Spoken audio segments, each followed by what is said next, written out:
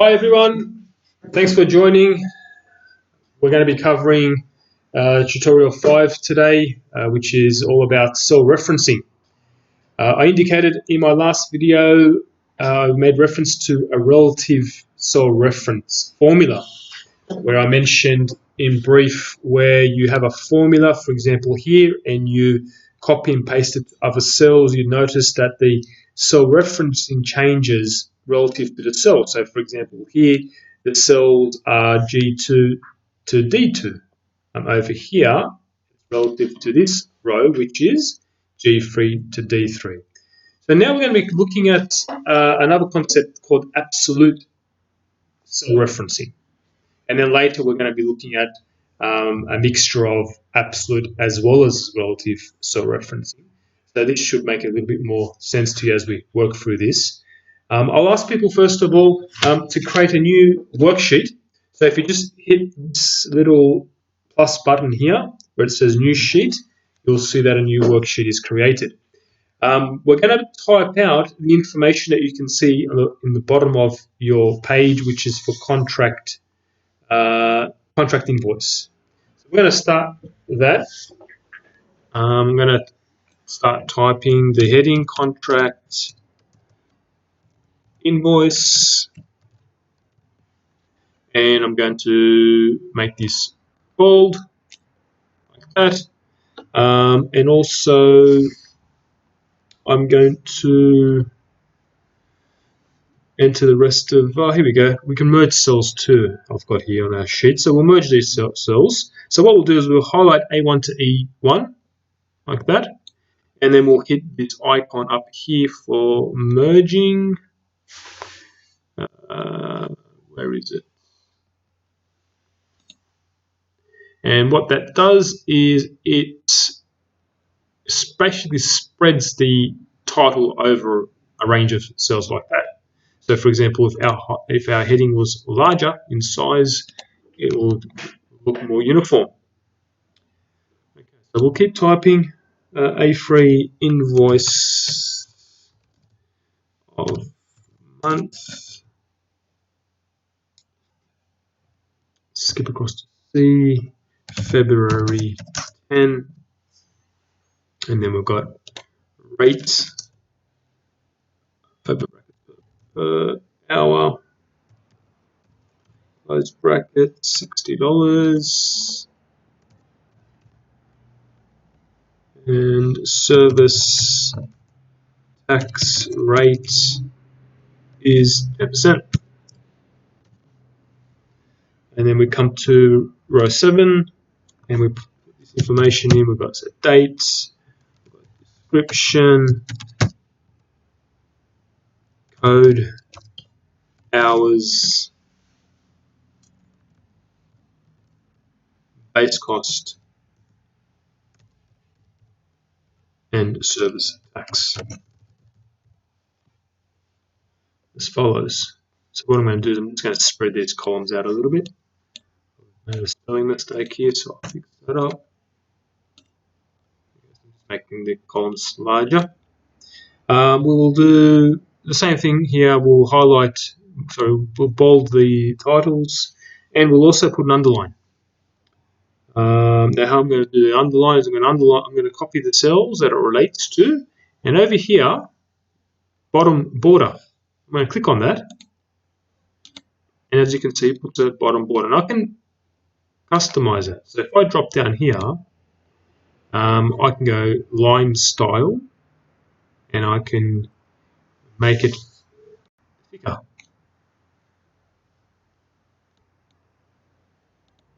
Like that. Okay. Now, oh, want that.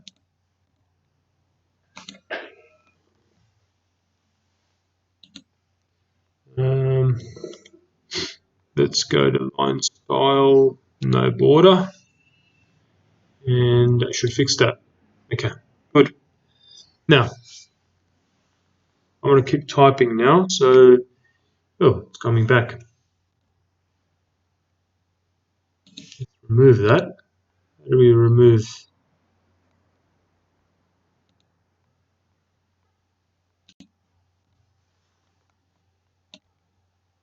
Try that again. No.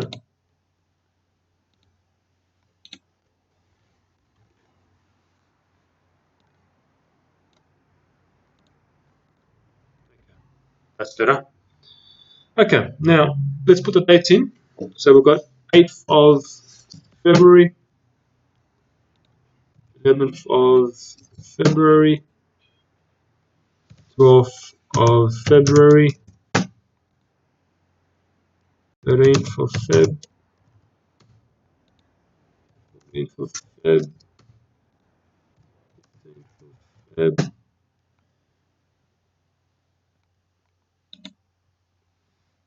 18th February, 25th of Feb, 28th of Feb,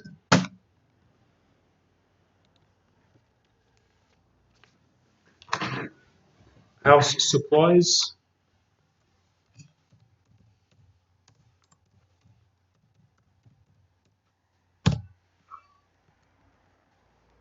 repairs, fittings, labour. Labour is going to go down 3 cells. So what I'm going to do now is I'm going to just drag that down to 3 cells like that. Supplies, consulting and repairs.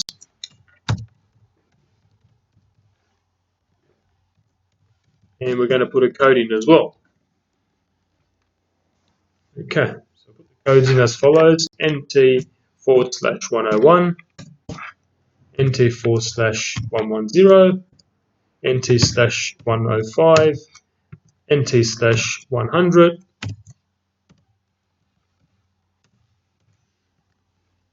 NT/100, and that will go down 3 cells. Yep. Okay, and then the next one, oh, that didn't work. It applied to the cell relative cell referencing. NT/101, NT/102, and NT/110. And the hours they worked, we've got 2, 3, 5, 4, 6, 4, 2, 2, and 3. Okay, now, so we've entered that information in. The rest of the information, which is our base cost and service tax, we're going to put in formulas to work out. Okay. All right, so I'm just going to minimize that. We don't need that cell that large. All right, so first things first, we're going to select cell E9.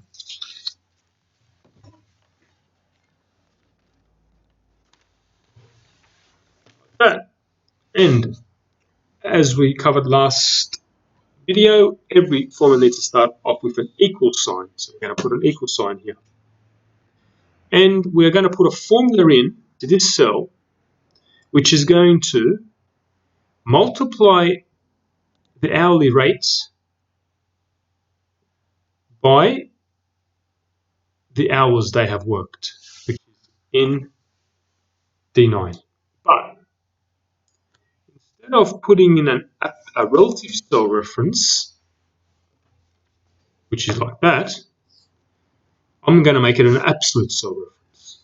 So what I'm going to do is to make it a absolute cell reference. Okay, there's 2 ways of doing it. You can do it manually by putting in dollar signs. So you can go $sign C $sign 4. It makes it relative, so absolute. Alternatively, if you hit your function 4 button, so each computer is different, their F function 4 button. This computer here, it's FN function 4, actually, you need to select this cell first. So it's C4, then FN, function 4. And what that does is automatically puts the dollar signs in for you. Multiplication sign, hours. So here in the formula, you can see that this part is absolute, and we know that by the dollar sign. And the second part of the formula, which refers to D9, is relative, no dollar signs. So you'll see the effect this will have now. If I enter that, all right, the formula is as per normal, so it simply has gone 6 times 2. But if I now copy that formula and drag it down, you'll notice that the formula, C4, is staying constant. It's absolute, doesn't change. Whereas the later part of the formula, which is relative, changes according to itself. So here it's D14, D15, and so forth. So essentially that's what absolute cell referencing is all about, and that's how it's used. We're going to do the same sort of thing, but this time for service tax. So once again, we put the equal sign in. We're going to go C5, which is the absolute part. So I'm going to go to function 4 to make that absolute, or put the dollar signs in manually, multiplied by E9, which is the base cost. And then enter. Okay, and then once again, just autofill down to here. Okay, so once you've done that, you want to have a quick look at your results. On the back page there, so that looks all good. Okay, so now we're going to look at relative cell referencing, which is a combination. What do we got? Relative cell referencing here. Cell position. Okay, so let's just reading information. Enter the table below called payroll. Okay, so we're going to enter in a new worksheet. Page here. Okay, so we're starting a new worksheet. Should start below here or start a new worksheet? Yeah, a new worksheet. Okay. So we hit new over here, and we'll do the same sort of thing. We're going to put the heading in, which is payroll.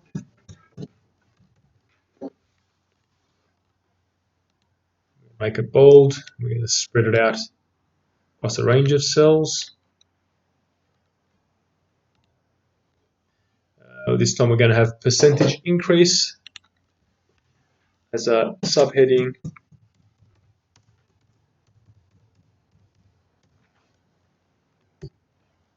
And the percentage increase is 5%, which goes into C3, and tax is 10%. And we're going to put in our headings across row 6, which is employees, current pay per week,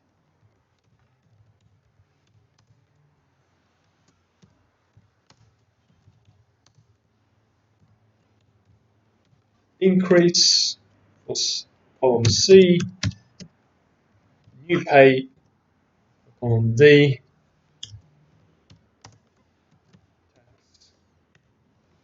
and net pay for the last column.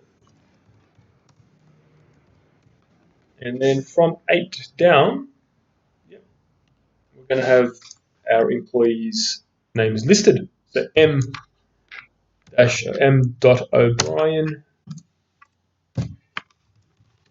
K.Davis, H.Jacobs, T.Tang,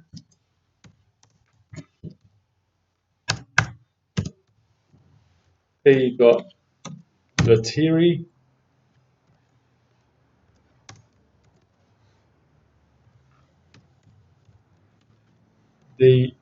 D.Roberts, and M.Henry. And we're going to put the current pay per week, 900. Okay, so what we're doing now, is to format those cells. to accept the currency, to no decimal points. 900, 550, 380, 645, 324, 576, and 345. Okay, so that's all the information that we need. Now we're going to put some formulas in to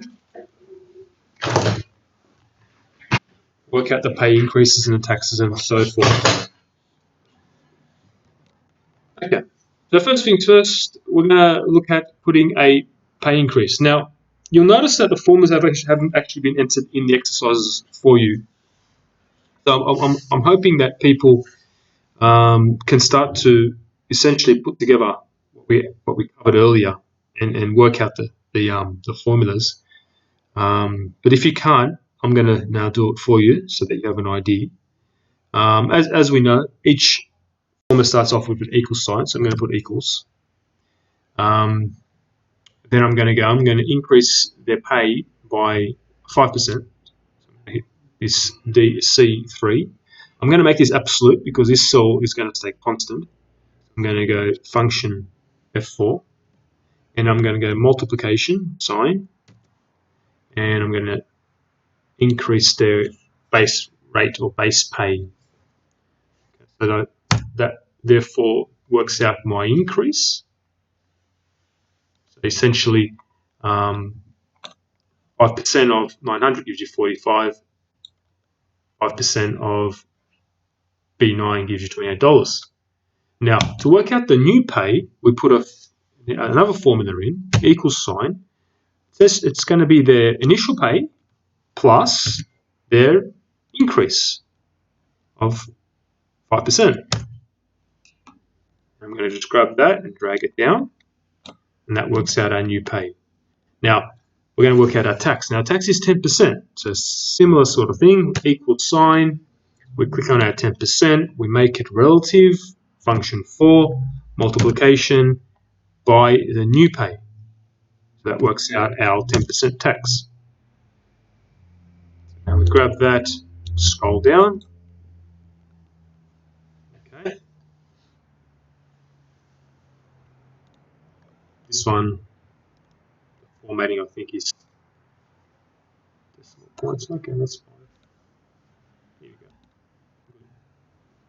go. Okay, so our new pay is going to be equals, our net pay is going to be our new pay take away minus our taxes that we've paid. And we drag that down to apply the formula to the rest of the cells. So now we've done that, we're going to now work out our totals. So as we covered in the previous video, we're going to put a basic sum formula in. That will be equals, I'll just type sum out, open brackets. I'm going to add all these cells, close brackets, and hit enter. And then do the same thing, just drag that formula across to the next cell. So that puts our sum formula and applies it to our net pay as well. So we've just covered absolute cell referencing once again in a different context, and the addition and subtraction formulas as well that we covered in the previous exercise. Over the page, we'll now look at mixed cell referencing. Okay, now we create a new worksheet. Yes, we should. Okay. All right, let's create a new worksheet. This time round, we're going to put a heading in, multiplication table to be used for mixed cell references. We're going to spread that out across these following cells. I'm going to make it bold. Now, I'm going to run some numbers through. A2, X, and then we've got 1, 2, 3, 4, 5, 6, all the way to 10. 7, 8, 9, 10. And then down this way, we're going to do the same thing, but this time we're going to start with, actually, yes, start with 1. 1, 2, 3, 4, 5, 6, 7, 8, 9, no, 9, 10, 11, 12. Okay. Okay, now we don't need that, all those cells. Okay, so now we're going to put in some basic formulas in here. Okay, so let's work out the cell B3 first of all. We need to identify where B3 is, which is here. B3. We're going to put a following formula. So equal sign. Now, in this scenario, we're going to manually put in the dollar signs. Okay, so we go B, dollar sign.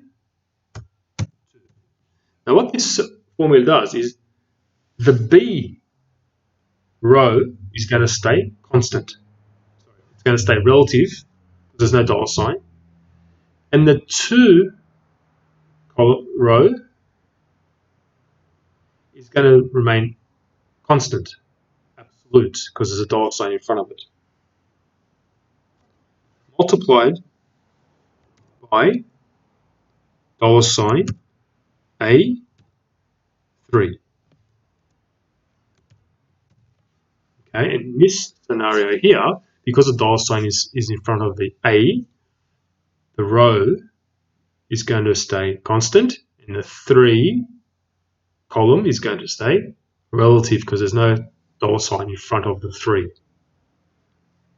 So what we're doing here is we're doing a mixed cell referencing. These formulas are going to contain both relative as well as absolute referencing within them. So I'm going to hit OK for that. And now once I've done that, I'm going to drag that across. So hit the little bubble there, the little dot, I'm going to drag it across this way. And I'm going to do the same thing. I'm going to auto fill down now. Okay, so I go here and I auto fill down. Like that.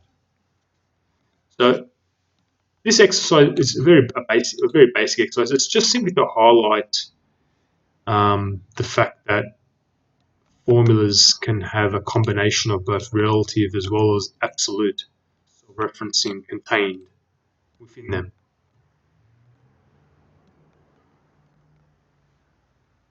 Okay, so there's not much new that we covered here, apart from the fact that we just introduced combination or mixed cell referencing.